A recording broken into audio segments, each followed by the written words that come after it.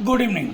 आचार्य खजूरिया का प्यार भरा नमस्कार। मेरे साथियों, आज मैं आपको एक ऐसी कहानी बताने जा रहा हूँ। मेरी कहानी को जरूर सुनना और सुनने के बाद आपके अंदर वो हिम्मत, वो जतन शक्ति ऐसी पैदा हो जाएगी। आपके कोई भी बड़ी से बड़ी मुसीबत आपको अगर आ जाए, आप उसको फेस आसानी से कर पाओगे। मेरे साथियों, मैं बताना चाहूँगा कि अमेरिका की 4 साल की बच्ची को राइट पाँव में लकवा हो जाता है और रिश्तेदार और मोहल्लेदार उसको ताने देते हैं कि बच्ची आपकी ज़िंदगी में मौज बन गई है। उसकी माँ को दाद पेने की जो कहती है कि ये बच्ची दौड़ेगी भी और ये चलेगी भी।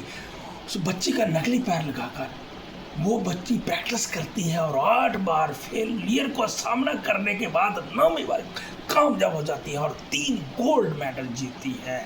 मेरे साथियों, इंसान शारीरिक तौर से हारता नहीं, हारता तब है जब वो मानसिक उसका मन हार जाता है। मन के हारे हार है, मन के जीते जीते। जब आपका मन हार गया ना, आप कुछ नहीं कर पाओगे।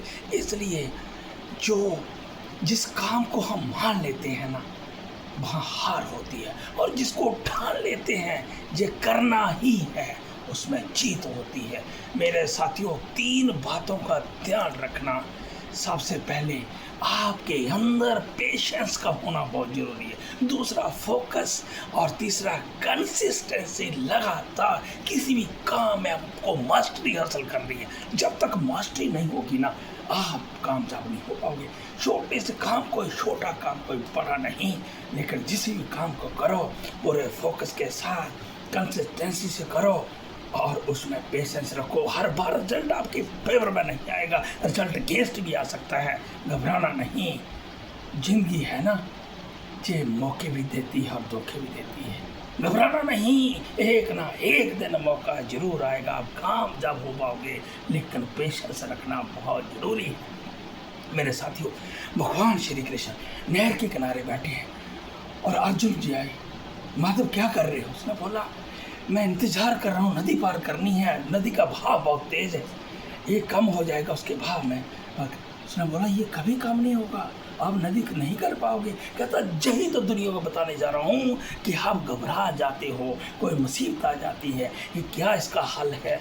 आपको कोई ना कोई रास्ता खुद ही ढूंढना होगा। जैसे नदी पार करने के लिए इसी पर ही रास्ता मुझे कोई ढूंढना होगा, तभी नदी पार हो पाएगी। अगर भेड़ इंतजार करते रहो तो मैं कभी भी पार नहीं कर पाऊँ। इसलिए कह रहा है कि कोई भी मुश्किल काम आपको आ जाता है, मुसीबत आ जाती है, उसका हल आपको खुद ही ढूंढना है। डरना नहीं है मुसीबत से, उसको फेस करना है।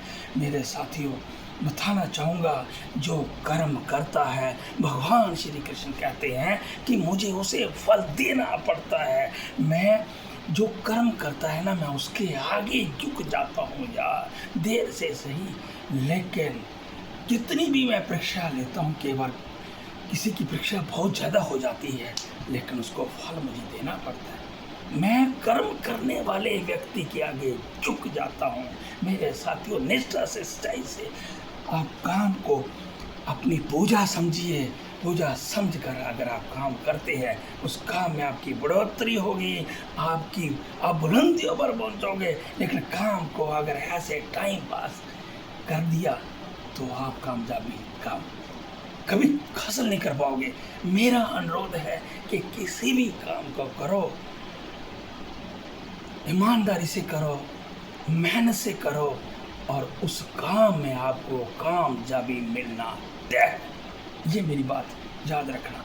मेरे साथियों, किसी ने कहा, समय और शब्द, इनका खर्च समझ कर कीजिए, ये कभी वापस नहीं आते। जो समय की कदर करता है, जो समय की वैल्यू को समझता है, समय उसकी वैल्यू करता है, और जो समय को बर्बाद करता है, समय उसको बर्बाद कर देता है। मेरा अनुरोध है कि समय की कदर कीजिए और समय को ऐसे ही व्यर्थ मत खोइए, क्योंकि ये कीमती समय वापस नहीं आता। फिर सिर्फ और सिर्फ पछतावा रह जाए। अब पछताए क्या हो जब चिड़िया चुग गई।